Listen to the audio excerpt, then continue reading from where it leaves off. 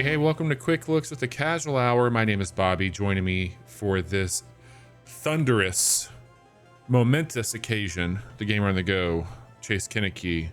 Welcome to Rollerdrome, Chase. I'm happy to be here in the Rollerdrome. What a cool name. It's a great name. It's a great name. It's got a lot of style. What else do you know about it? Well, Rollerdrome comes to us from Roll 7, who some people out there might know as the Ollie Ollie people. I know that Bobby is a huge fan of Ollie Ollie World. Yeah. Their last game, and I've enjoyed the previous Ollie Ollie games before, but I know this is the one where you're skating and shooting. What else would you be doing while you're skating? It's a good question. I haven't skated that much, so I don't have the experience of what else I would do when I'm skating. I started the game here. So this is the very first level. This is like getting into the first level. You're in a tournament in this game. This is set in 2030. Things aren't great. So, sorry for anybody who's holding out hope from 2022. And there is a tournament where people are fighting against house players and then a few other American Gladiator-esque, kind of like Morgan Frey there, Rollerdrome champions. He looks like a happy champion. Yes, absolutely. But there's four main story branches. Well, not story branches, I'm sorry. There's four like major events that kind of kick off the tournament. And at the start of each one of those, you get this kind of first person work around, read shit, learn a little bit about the lore. And there's some cool stuff to pick up on here. Like they've always got a newspaper. You can see a little bit about maybe what they're trying to talk about a little bit about why things are the way they are. And maybe what Rollerdrome... Hang on, Bobby. You said this is 2030, right? Uh-huh, yep. There's not going to be newspapers in 2030. There are barely newspapers in 2022. Also, the reason I started here was they do a great job of showing you what a combo token is. These are, they'll increase your score. There's always 5 in a level, so you want to grab those. And then these are called trick tokens, and they mark areas where the competitors need to perform a specific aerial trick. And before you get into the match, it will always tell you what that trick would be for that. But let's can you go back for just a quick second? Yeah. Is that a fucking slide projector? Yeah, man. What? In 2030, we still have slide projectors. Okay. And newspapers, yeah. What's the deal? Yeah. It makes. You know what? Good point. Also, like you're playing this on the PC. I am playing this on PC. Yep. Okay. It is also available for the PS4 and PS5. All right. Let's check out Rollerdrome. Okay. Oh, I like that. Does that count as a late title card, or is that? It does.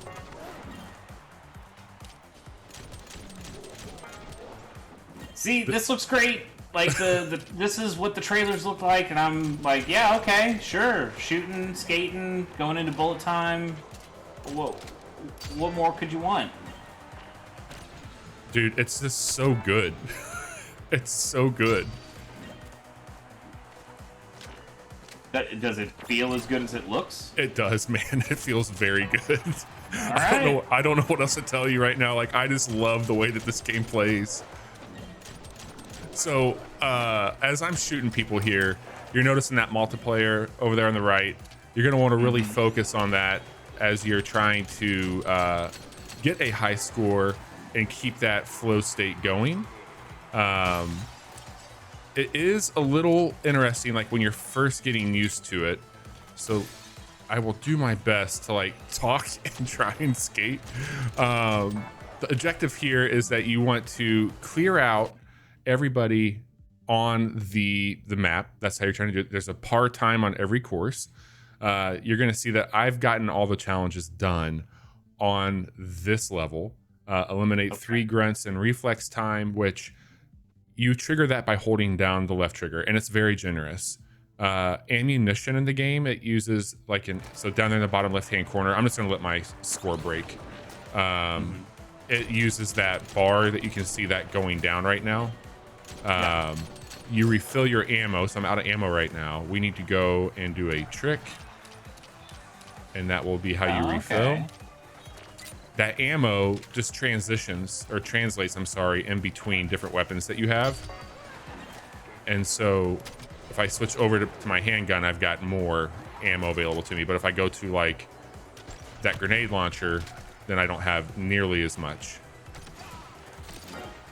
So it's all about really what you'd like to have on your weapon, but like certain enemies, and we'll get into it here in a minute, are going to require a little gaming. Like they're going to have you maybe break their shield using a shotgun. A little bit. Yes. Does that ammo replenish even when it's not your selected weapon? Yeah, it's just that bar. Yeah, but like if you shot all these dual pistol shots and then switched over to your shotgun, and you'd be out of ammo. Tricks while your shotgun was out, would you replenish your dual pistol ammo? You replenish just your ammo in general while you're doing tricks. So it's not like I'm replenishing my shotgun or my grenade launcher. I'm just replenishing my ammo. Got it. So it's all about that trick progression, going in and doing that. Is that slug shot thing that I saw there, is that like a timing based thing? Yeah, so that slug is what you're going to use to break things or break stances. So if I hold down and so hang on a second, let me pause for a second. Whenever you are near an enemy with your pistols, or any of the weapons, it's automatically going to just stick to them. Like the reticule is going to move to them. If I go into the bullet time with the shotgun rather than a spread shot, which it does by default, it will let that line, you'll see it slowly go to the center. When it's blue and you pull the trigger, it fires a slug out. So, so watch that. Like now that I've explained it, kind of watch what happens here when I have that out. Oops. Hang on. See how it went? Yeah, the crosshairs kind of line up. And then, yep. Okay, I see. And then when you end a match, you get this really awesome victory card. And it will break down what you did here. So I'll give you an overview of that. So that was the Matterhorn Arena. You get ranked accordingly. Not my personal best, but it'll give you an idea of like what you did there. You can look at leaderboards on a global level. I'm not great. You have a better combo than Rob, whoever was. Yeah, you got a better combo than Rob ATW. Yeah. Sorry, Rob. You know, it doesn't matter if he's got better scores than you. You got a better combo. So then this is what I was talking about with the opening stages. So you're in quarters, and the way it progresses, like you can get through all 4 of these and still not be able to progress. They'll be like, hey, you need to do, well, you can see it down there for the semis. I need 11 more challenges unlocked, and that can be okay. So I've only done. Go ahead. These challenges, it seems like they function kind of like a Tony Hawk level, where you'd have like, hey, so do these specific things in the level. Here's one that I haven't. I just unlocked this one, so I've never played it. Engage in reflex timing immediately after a perfect dodge to activate a super reflex. Damage a polybeam with 2 different weapons before she has a chance to teleport. Destroy both mecha brute flamethrowers using the same grenade. So and you don't need to do all of these challenges in a single run. These you can kind of chip away at. No, like so this one, like every single one, you're gonna have to collect 5 tokens, and you're gonna try and do it's like this one is a seatbelt grab. It'll tell you what a seatbelt grab is, and while you're in a run, you can always look at your trictionary if you need to see what's going on. So like usually what I'll try and do on my first run is just go in and kill people. Like I'm going to go in and I'm going to kill people. I'm going to get an understanding of like where things are at. I'll start to like map out like, oh, I could do a grind here. And then I'm kind of piecing together a combo run. And then it's because there's like really 2 different ways to play this game. So I'll go to this other level here. This is going to up the ante a little bit as far as, actually I'll show you this one. This is a really cool. This is like the first time when I was playing. It's the 3rd level. I was like, oh shit, they're doing some really cool environmental things in this game. This is a snow one, which I know you'll like. I do like the crisp look here.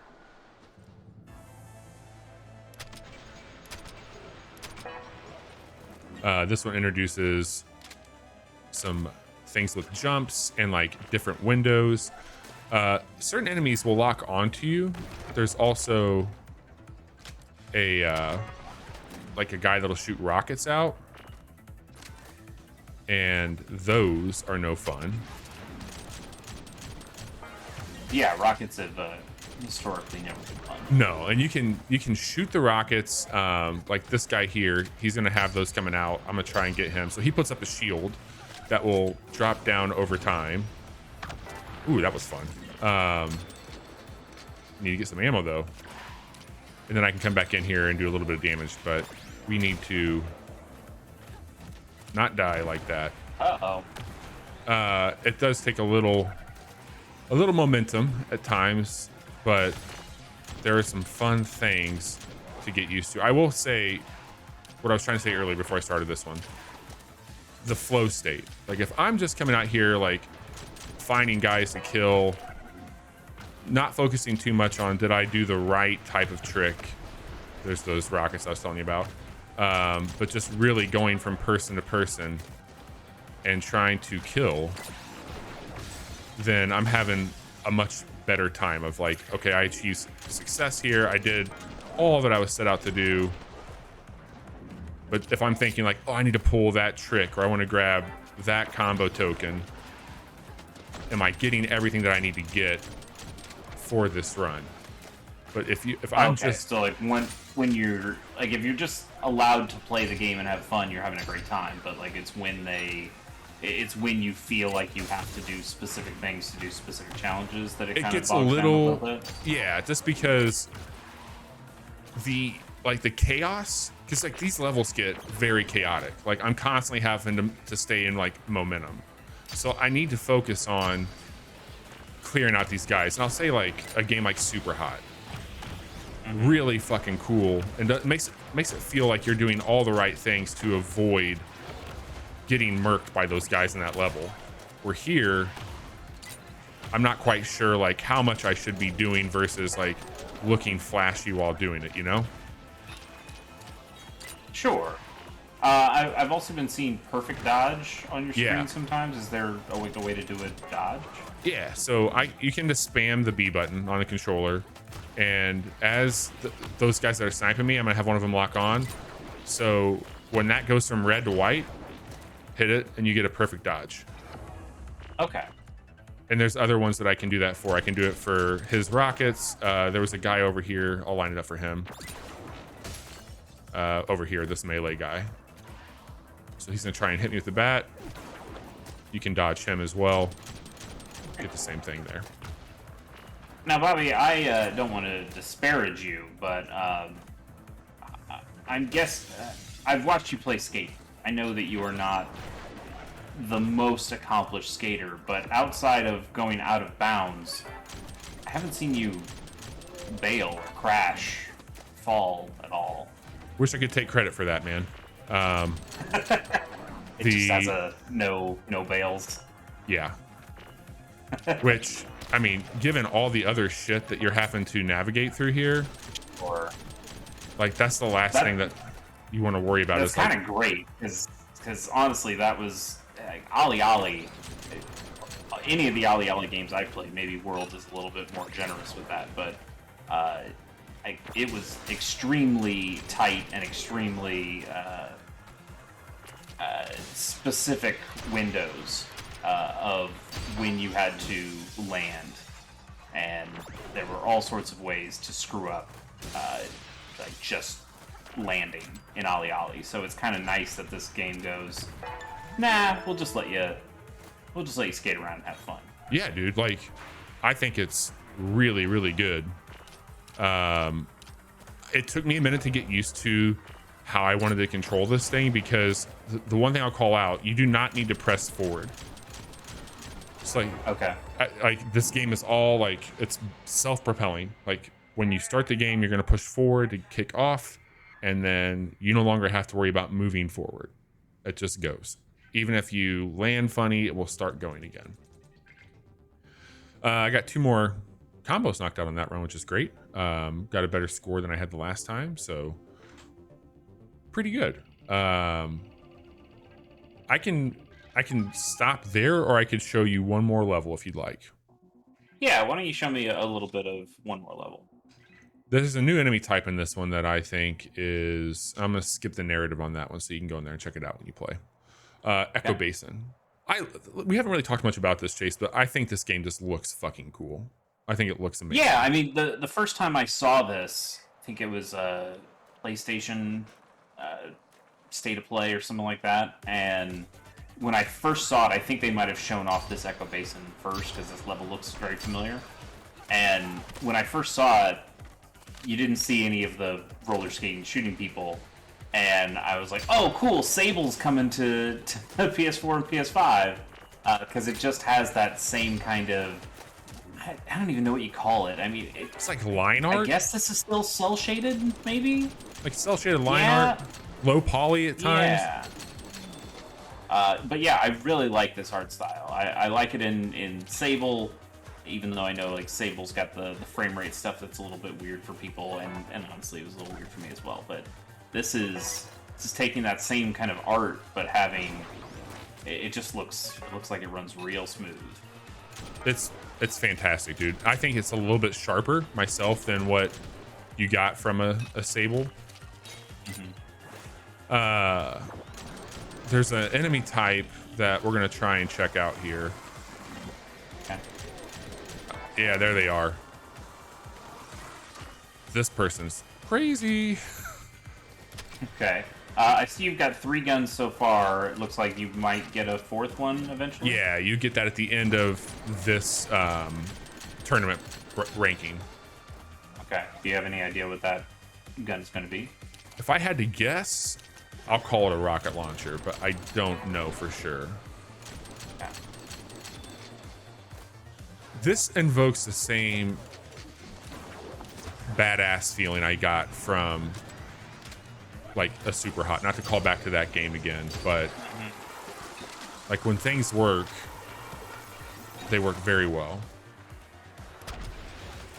I mean, one of our other favorite games to call out, not that it's one of our favorite games, kind of far from it, but this looks like My Friend Pedro in terms of you are just jumping around doing really stylish stuff.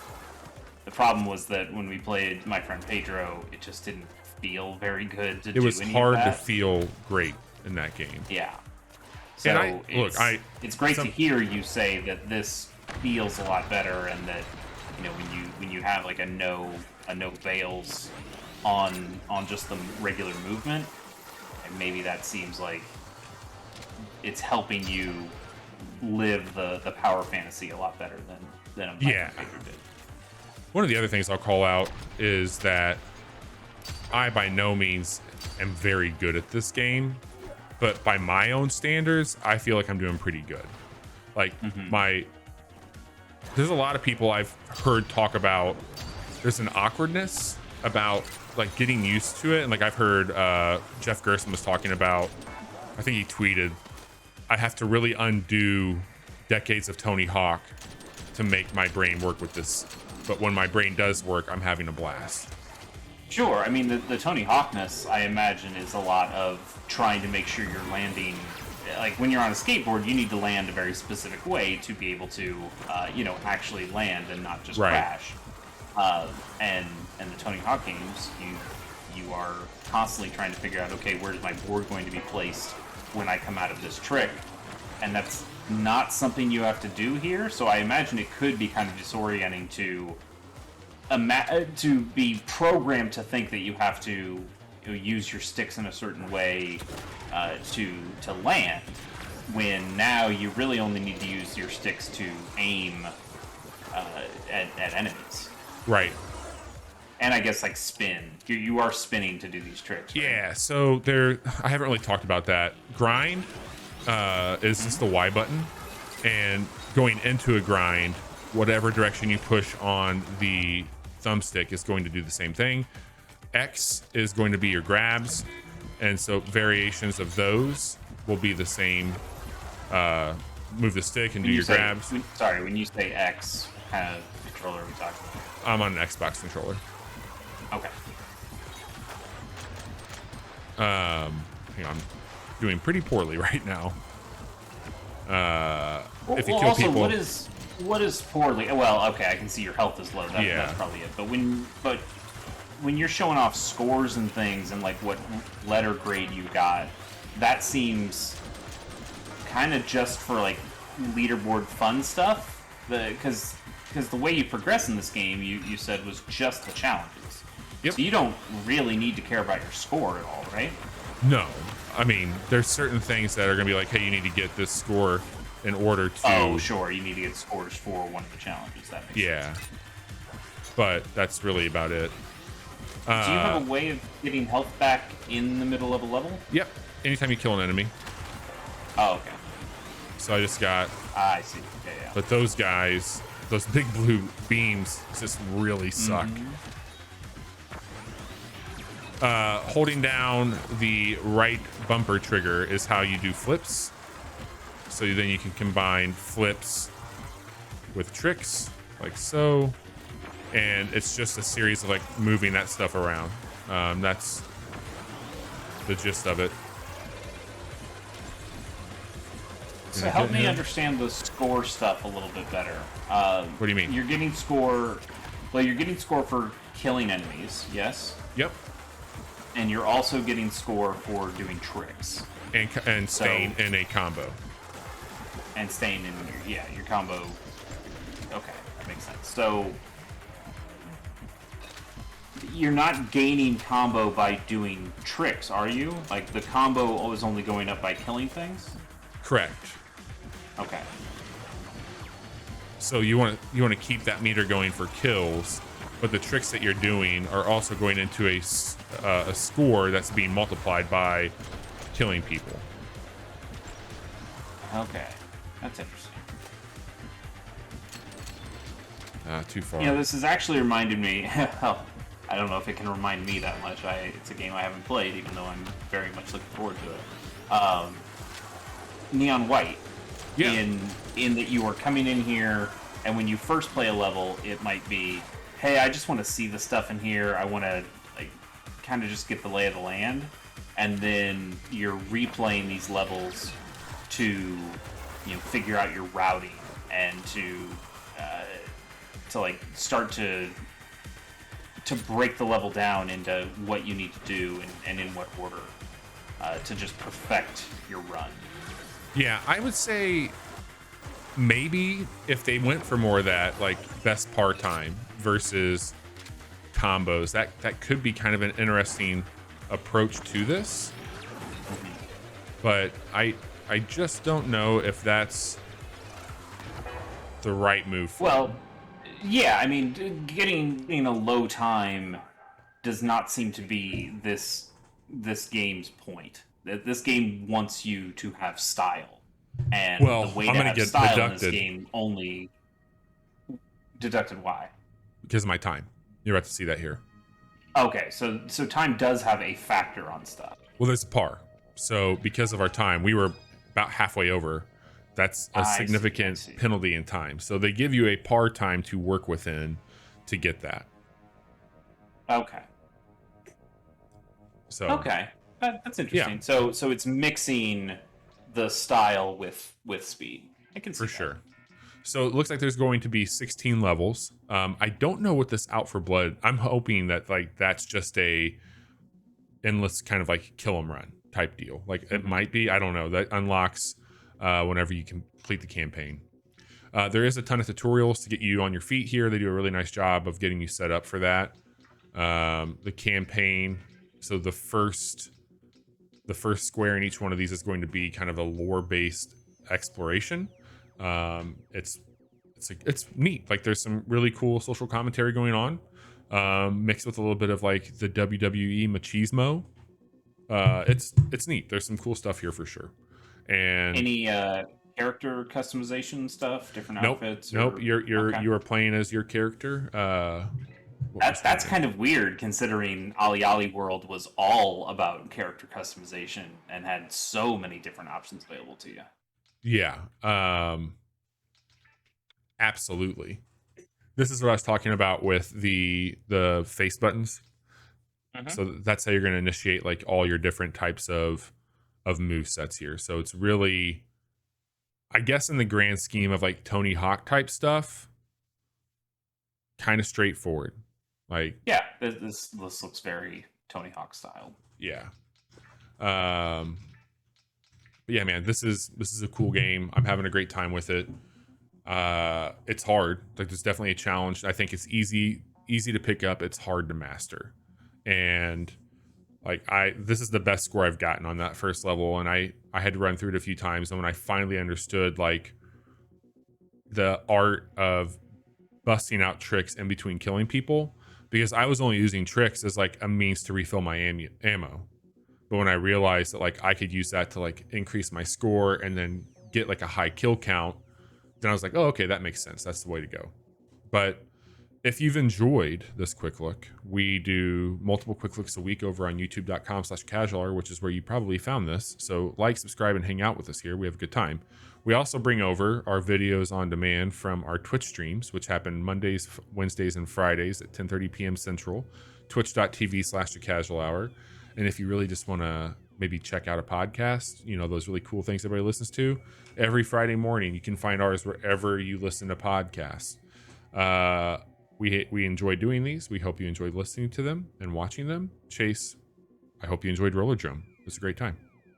Rollerdrome. Rollerdrome.